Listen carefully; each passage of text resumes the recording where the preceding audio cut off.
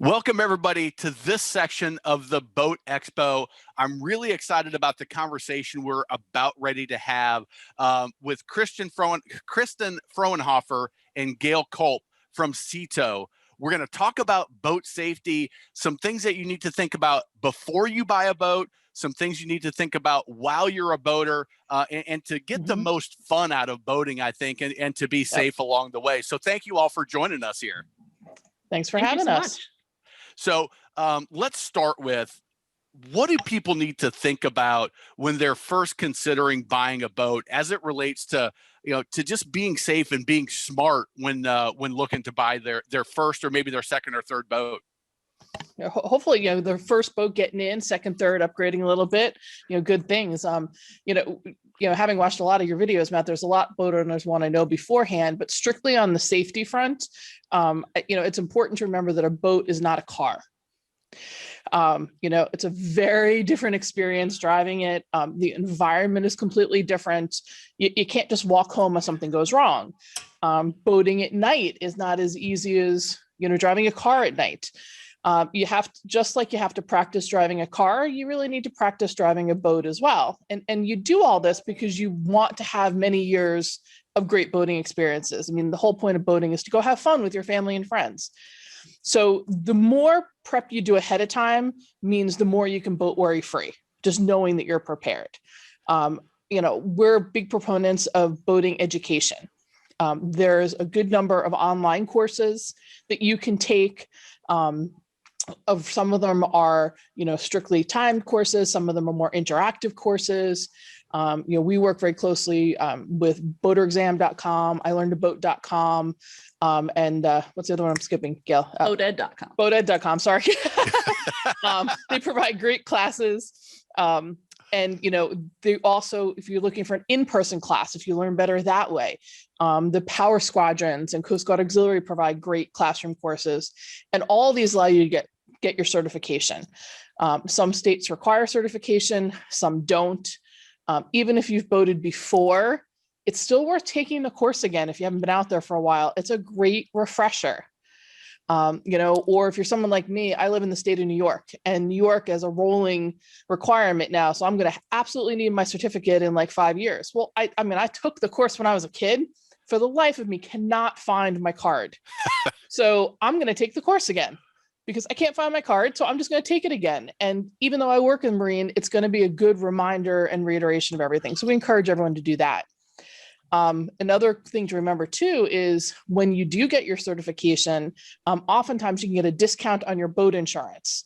So you want to make sure that you talk to your boat insurance company and say, hey, I took this, I got my card, can I get a discount? Yeah, absolutely. And obviously hands-on practice is good too. I don't think people realize that there's a lot of captains for hire out there that you can hire to come spend the day on your boat with you and have them go through your boat and have them teach you how to drive your boat so you feel comfortable, and it'll get the whole family involved because you also want multiple people to know how to drive the boat. So it's not just always dad, Yeah, exactly. Traditional.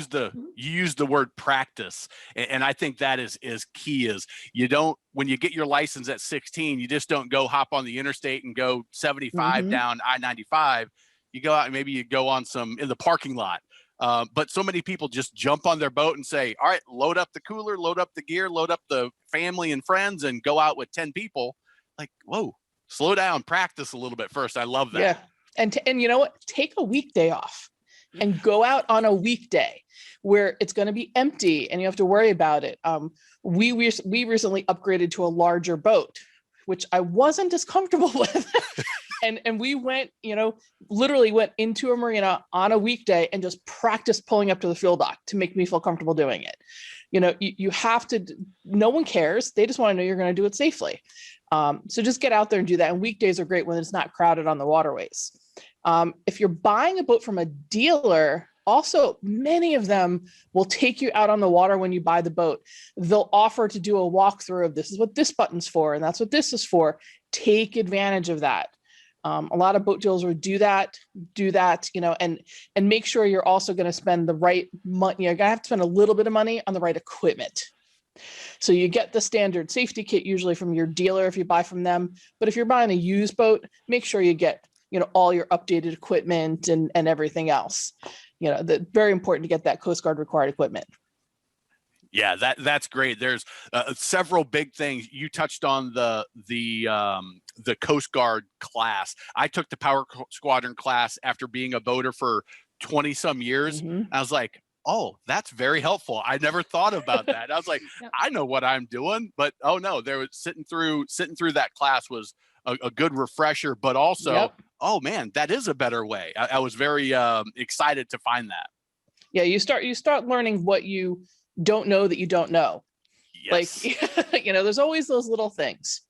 Or helpful Yep. tips to help you, like, oh, I didn't think of it that way. Just one simple little phrase and red, right, returning. That makes sense. Now I understand what it means, or something like that. Yeah, there's so many things like that you hear people say and you don't really put it together, or sometimes it's just the conversations that happen in the quarter afterwards. You're all in the restroom break and you're like, you remember when he said red, right, return? I always get that confused, and how do I figure that out? And yeah, the learning happens for sure. That's perfect, Gail. I love that.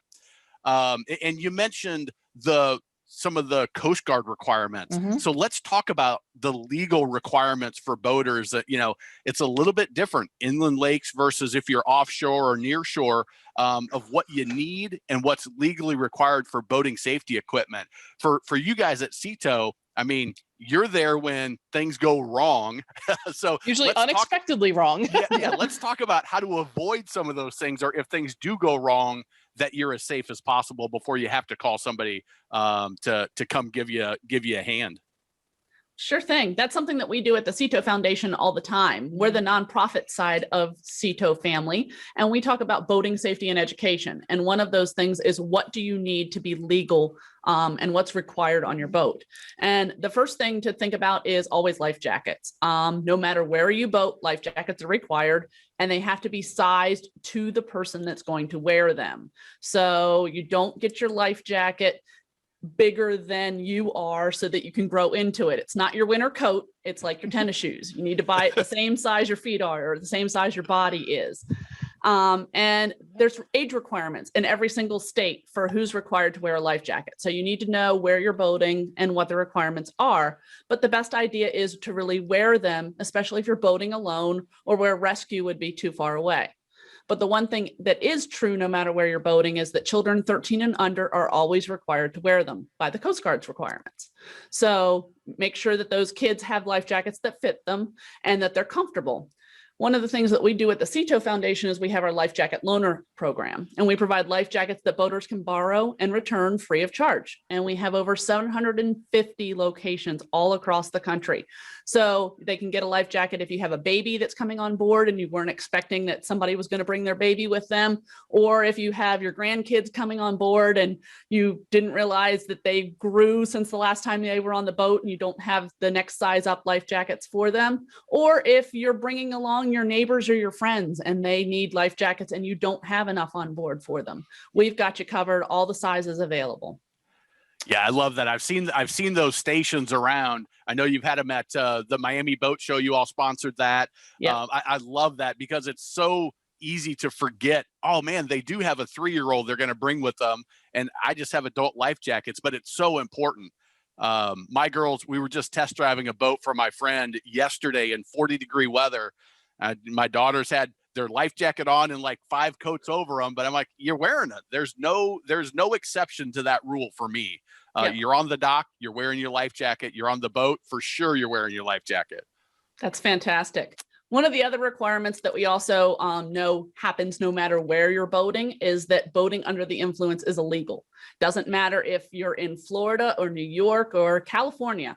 There is no alcohol allowed by the boat operator. And we have our Sober Skipper program with the CETO Foundation, where we encourage boaters to make the right choice, make the decision before you head out on the water to be or designate a sober skipper.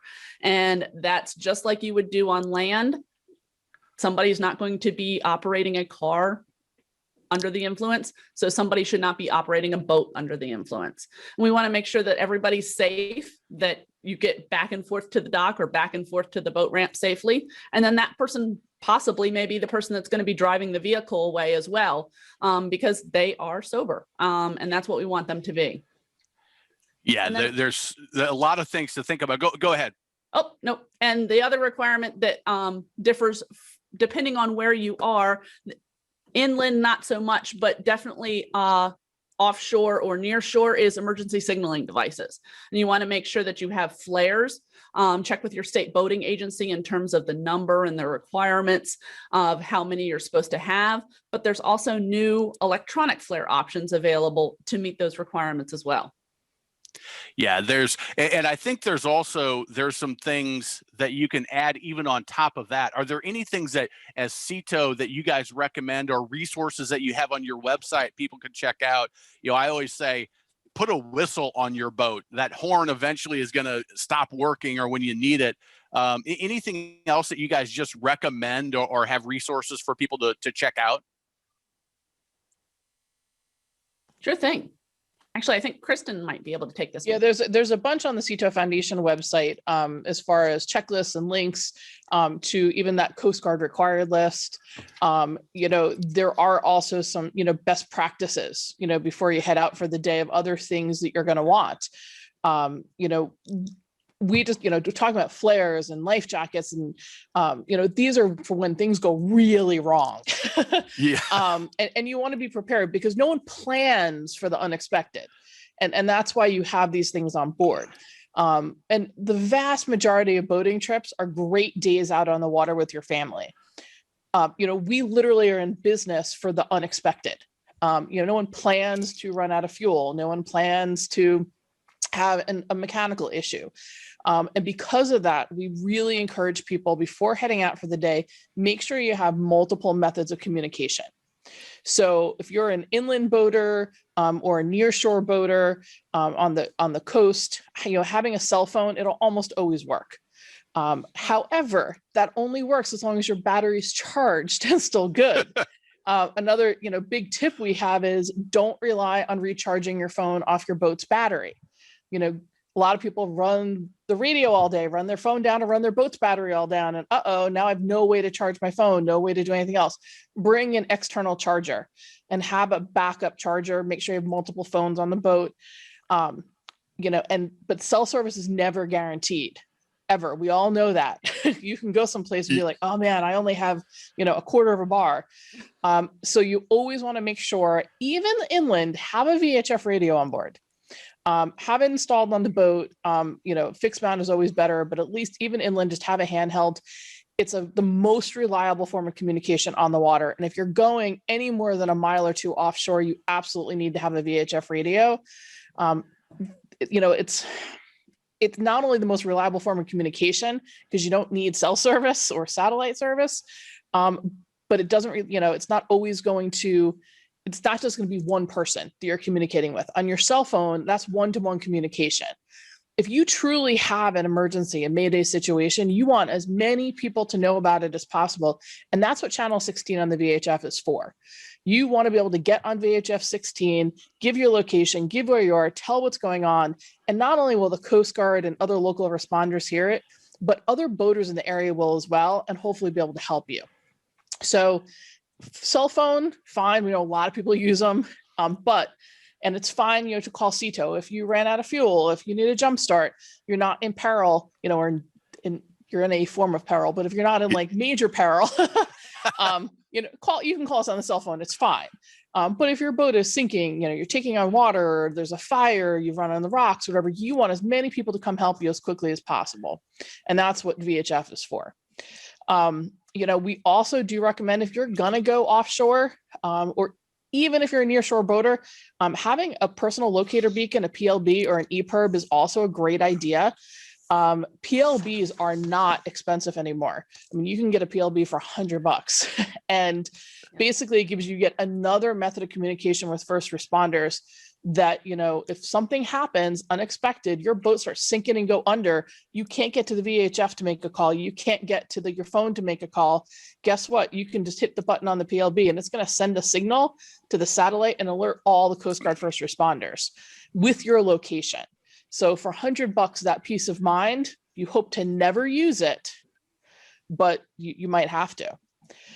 Yeah, the confidence that having those types of devices on your boat and knowing how to use them, knowing how they work, your VHF, if your antennas aren't up, you're not going to get as far of a reach. All Correct. of those little things are going to give you that confidence to go have fun and enjoy it, assuming nothing's going to happen, but you're ready if they do. Exactly. And that's, you might need it one day in your entire boating, career. But if you need it that one day, it's going to be worth every penny and every, prep time you took with it. Yeah. We also see, we're in the business of the unexpected, how many people don't bring enough water or snacks on board. And if you're heading out for the day, even if you think, I'm just going out for an hour, grab some extra water and just take it with you, or store some on the boat. It's critical to stay hydrated. You're probably going to be drinking more water than you normally would. And if something goes wrong, you're going to be out there a whole lot longer than expected. So having a little backup of food and water, not a bad idea. Also want to make sure you leave the dock with an anchor, and preferably a backup anchor. Again, if something goes wrong, you lose an engine, you can't steer the boat, you don't want to be drifting. So you're probably going to end up wanting to anchor. And of course, we always encourage people to check their fuel levels. Number one thing, you never trust a fuel gauge on a boat. As much as the manufacturers try to make them as accurate as possible, never trust it. They're not always reliable.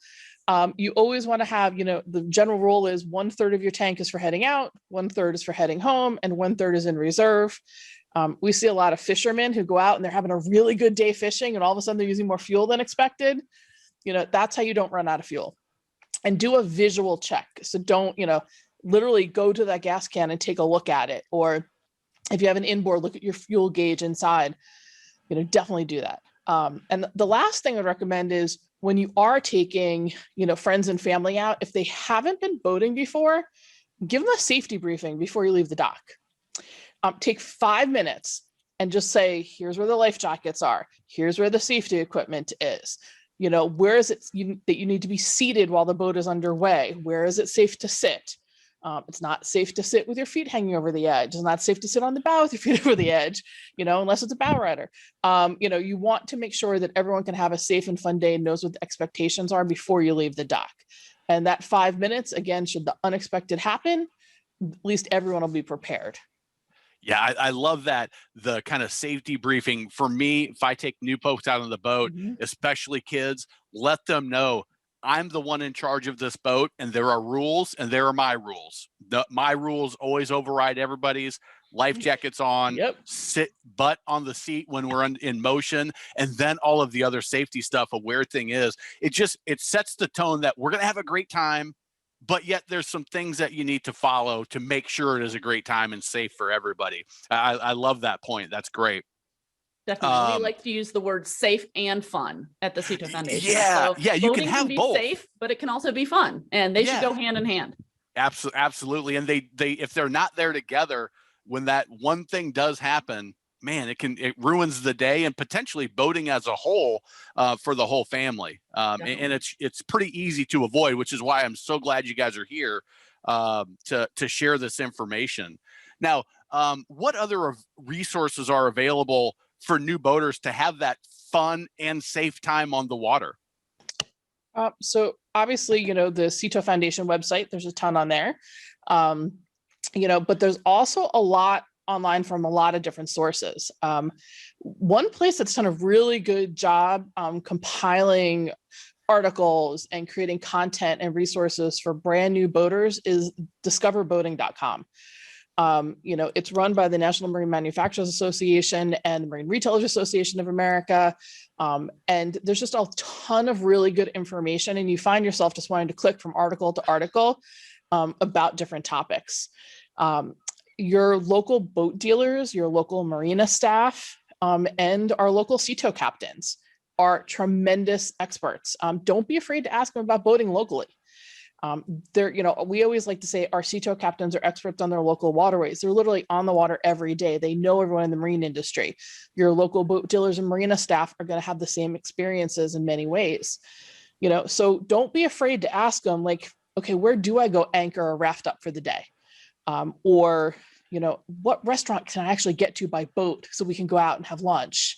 Or, how do I get through that tricky inlet? There's some really tricky inlets out there, and a lot of shoaling and everything else. So don't be afraid to ask, how do I get through Hullover Inlet? How do I get through Ponce Inlet? What would you recommend?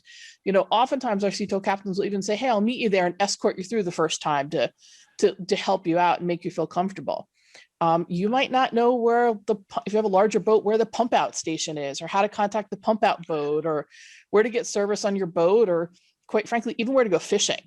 I mean, you can call up our CTO New Orleans franchise owner any day of the week, and he'll tell you where he caught fish at 4 o'clock that morning. I mean, so these are things for our members that they're used to getting, and boaters and those in the boating business love to talk boating. So develop a relationship with them, and they'll be one of your best resources.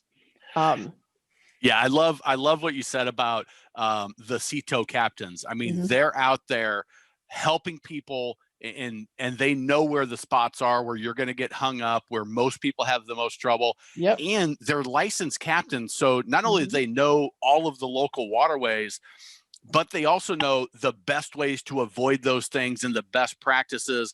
They've probably been boating for decades, and they're just an invaluable resource. And if you need something, they're going to be ones to come help you out. And having that relationship, I think, is critical. And so they're so knowledgeable in the local area, which is tough to get it sometimes. Yeah, I have to tell you, I love it when I'm at a boat show and I'll have a member walk by and be like, I never want to see you, but I do have Captain John's phone number. And they'll literally hold up their phone and it'll say Captain John. It won't say Cito Pensacola or Cito Destin. It'll say Captain John. And they feel that comfortable that they can just, pick up the phone and call and be like, I have a question today. And that's really the relationship we want to have. Our goal and our mission is to help people enjoy boating. So, whenever we can do that, we can. There's another interesting resource is actually, there's a ton of online boating groups where you can connect with others.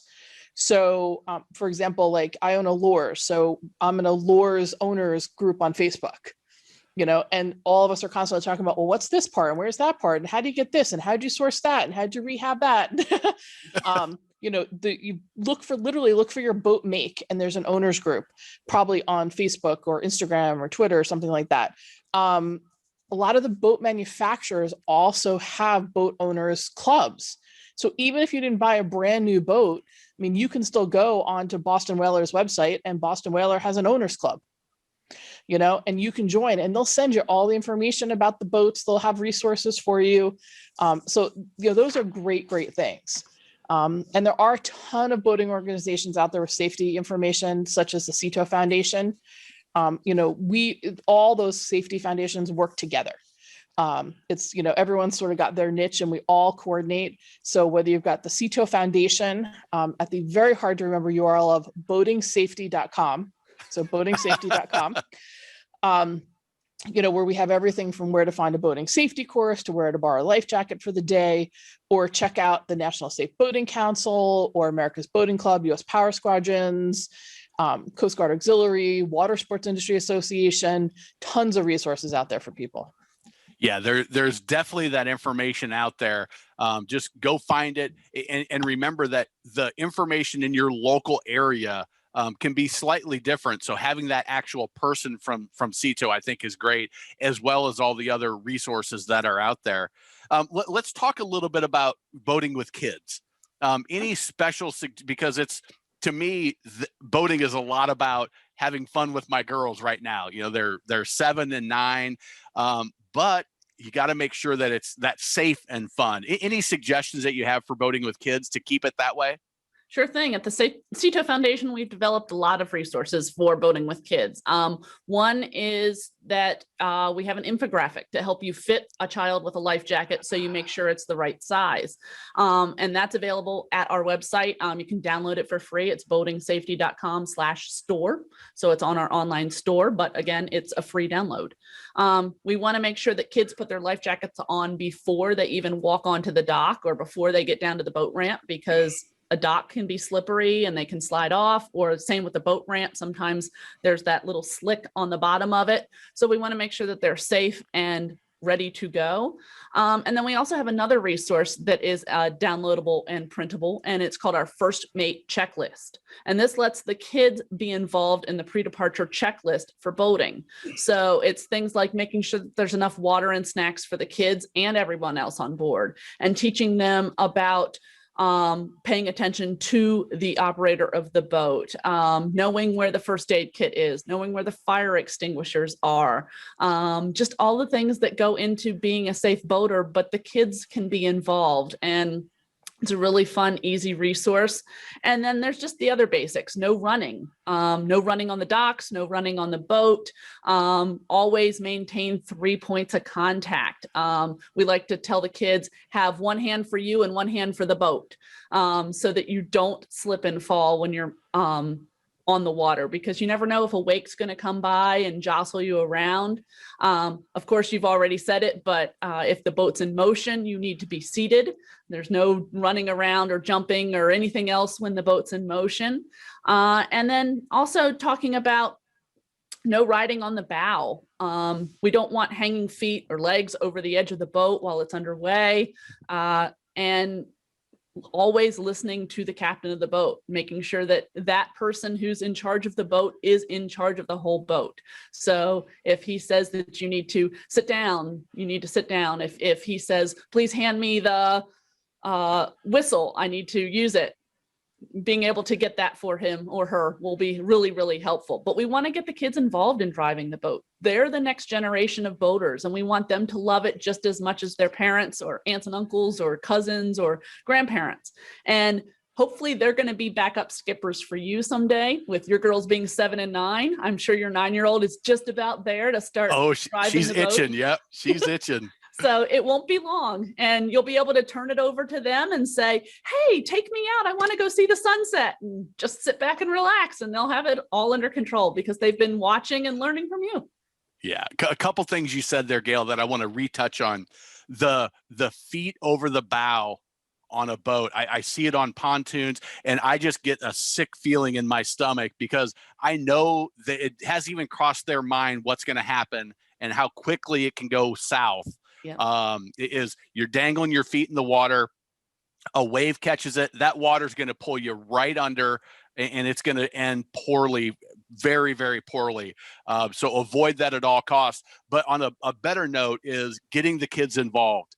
My daughters, I've taught them how to handle dock lines. They like to drop the anchor with my help. The more you can get them involved with the safety and with the fun and the actual skill of boating, operating the boat if it's appropriate, all of those things not only keep them engaged and keep them safe, but they understand why you need to do it that way to be safe and to have more fun. So I love that you put those things in there.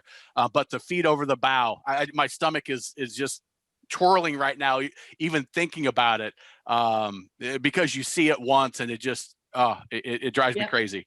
Drives me crazy. Anything else there, Kristen, on your side that you want to add? No, Matt, when you said your kids are 7 and 9, my niece and nephew are 7 and 9, and we're right at that stage. And getting them involved in boating also builds such confidence in them, and it makes them so proud.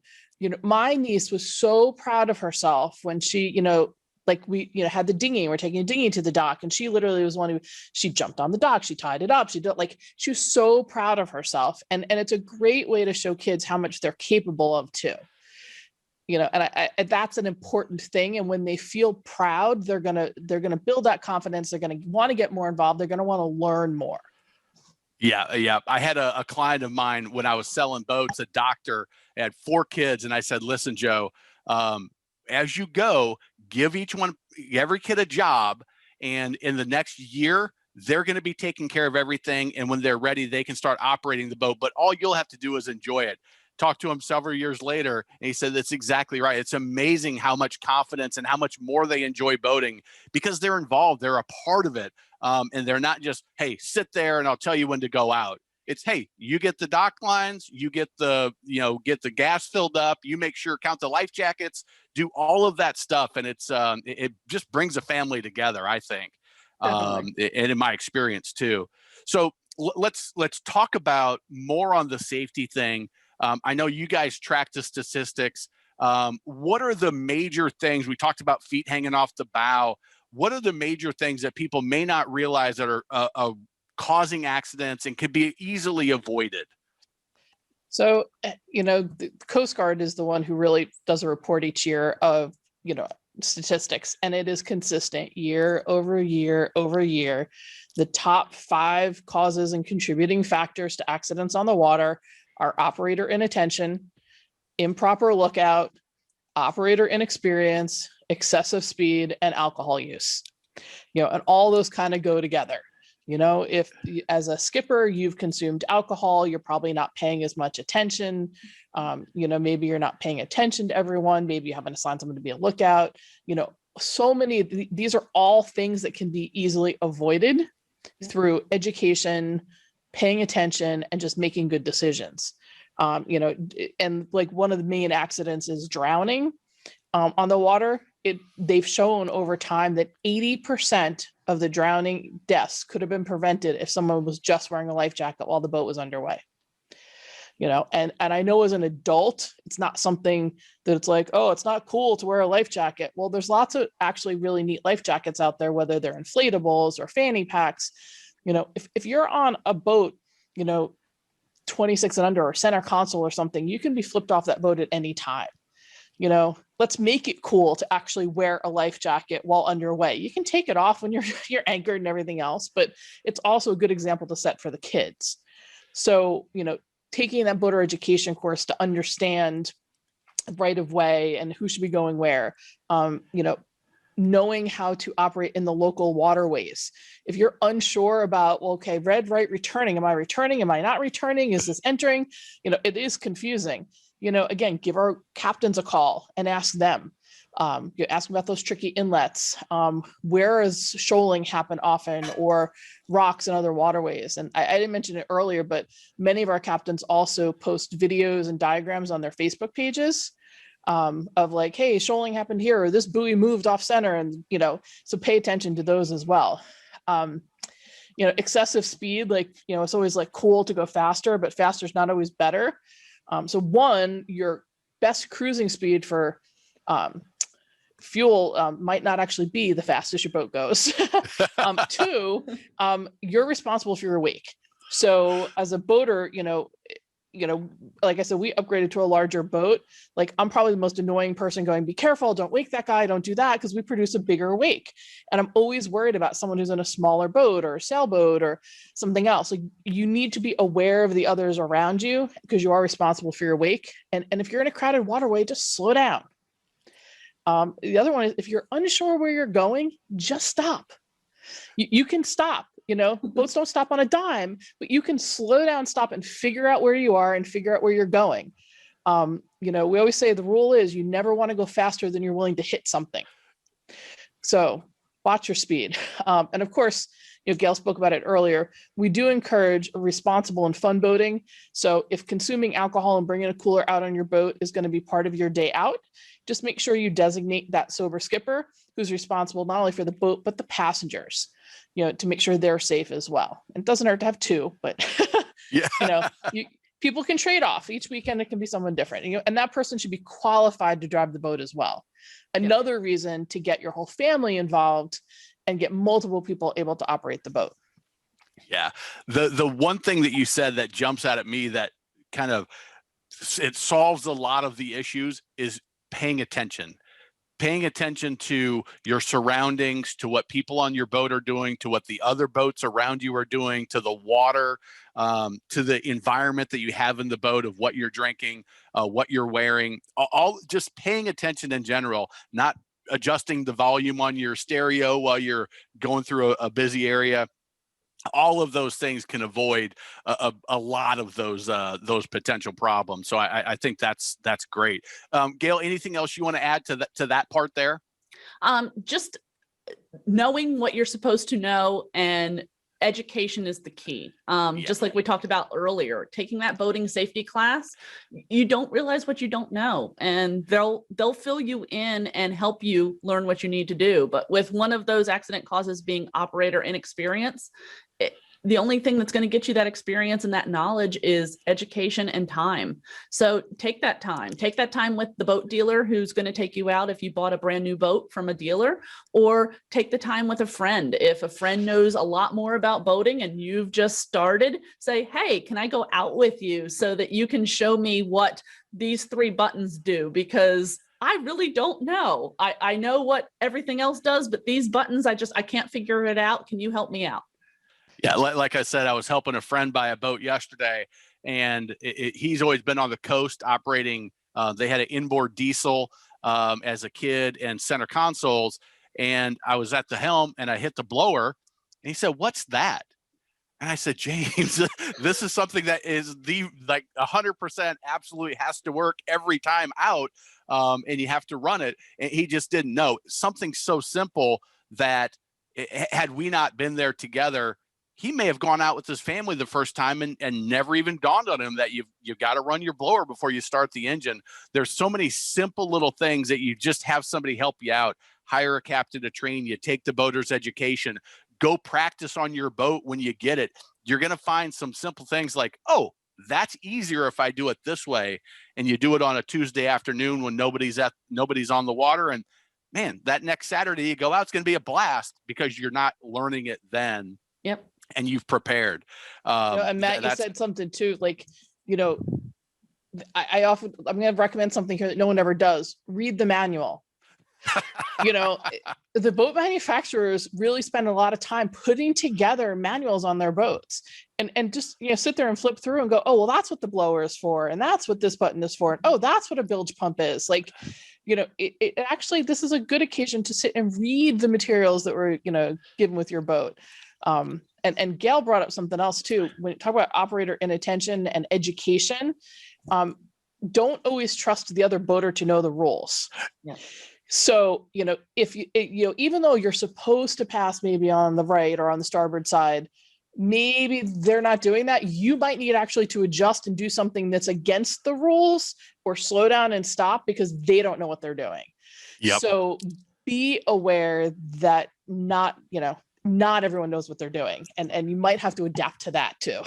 Yeah, I always tell people when I train my in-laws, they bought their first boat 2 years ago when they got a lake house, and I trained the mom and my brother and sister-in-law, and I said, okay, here's what you need to know, but just assume that the other guy is going to do something totally ridiculous. Like if you go in with that assumption, you're ready for that jet ski to cut right in front of you. You're ready for that boat that's going just to pull back throttle and stop under a bridge. Like just be ready. It's going to happen. And if you're attentive, it's going to be no big deal. You can adjust and move on safely.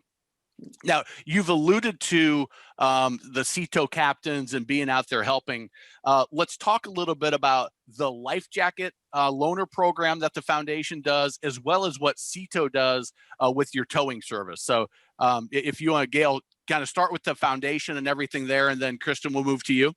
Sure. Well, we've been providing the life jacket loaner program for a little over 13 years now. We've had over 750 life jacket loaner stations all around the country. And if you want to find out if one is close to you, you can go to our website at boatingsafety.com/map.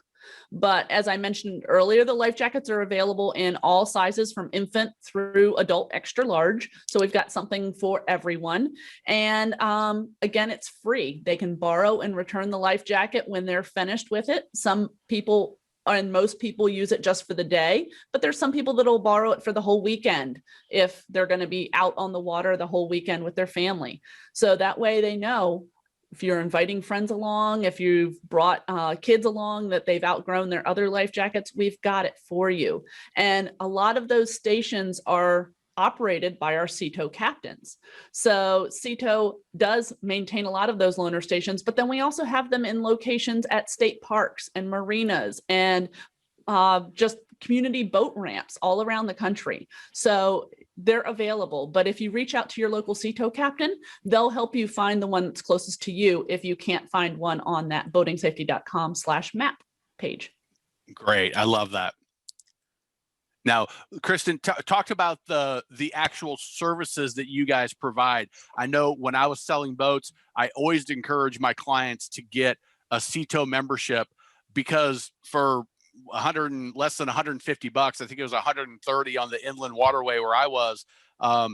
You've got coverage for a whole year. If something bad does happen, you're a phone call away from somebody being there. So kind of talk about that just a little bit, if you would. Sure, absolutely, and thanks. So CETO's actually been around helping boaters since 1983. I can say I've literally been involved in CETO since 1983 because my father was the one who founded CETO. So it is, still our family business, but we have franchises throughout the United States that provide the services. And we operate our corporate office and call center. We're there for when the unexpected happens, when you run out of fuel. Some people have an issue with their fuel or water got in the fuel. Battery, jump starts are constantly because, people ran down the battery playing the radio all day, to be quite frank. They were out having fun. And I'm not going to say I've run out of fuel multiple times and run my battery dead multiple times, but I know other people that have. Yeah, it happened. It happens. It does. You just never know. You might have some mechanical issue, even though you got the engine repaired. Your filter could clog, or, there could be, anything can happen. No one plans for when they're going to call us, generally speaking. And it is a membership-based program. So, you alluded to earlier, we do have what we call our lake card membership, which is for freshwater boaters outside of Florida. So if you boat in any freshwater outside the state of Florida, it's actually only $119 a year. Okay. Even less than what you said. If you are a saltwater boater only, or you boat on fresh and saltwater, you want our gold card membership, which is what over 95% of our members choose because they want the freedom to, I can go anywhere. That is $179 a year. So for $179, you get that gold card, $119 our lake card, and we provide service under that membership for the general things that are going to wrong 95% of the time. On every boat you own. So if you have a center console and a jet ski, or a wave runner, they're both covered under that same membership. If you have a larger boat and a dinghy, they're both covered under that membership. We also then provide service for the member themselves on any boat they charter, rent, lease, or borrow. So you go on vacation and you rent a boat for the day, or you borrow a friend's boat for the day, you can still eligible for service, all for that $179.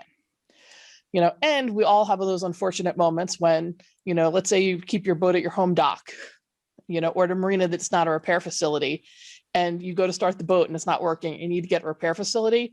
Well, that's what we call a dock-to-dock tow, taking it from your home port to a repair facility or the trailer ramp to get repaired. That's covered 100% under our memberships. So, and then if you happen to be boating somewhere that CETO is not present, like a smaller inland lake or something, if there is a chart, we'll just call us, we'll help arrange for service. If you do have to pay for service, we'll reimburse you up to $5,000 per incident. So, our memberships offer the most comprehensive out there, from covered on groundings to jump starts to fuel delivery to, disentanglements, if we can do it from the boat. We also offer a trailer care option. So a lot of people are trailer boaters. If you break down while trailering to and from the water, what do? A lot of people think, I'll just have AAA. Well, they don't always cover that. In most cases, they don't. They'll help you with your towing vehicle, but not the boat and trailer.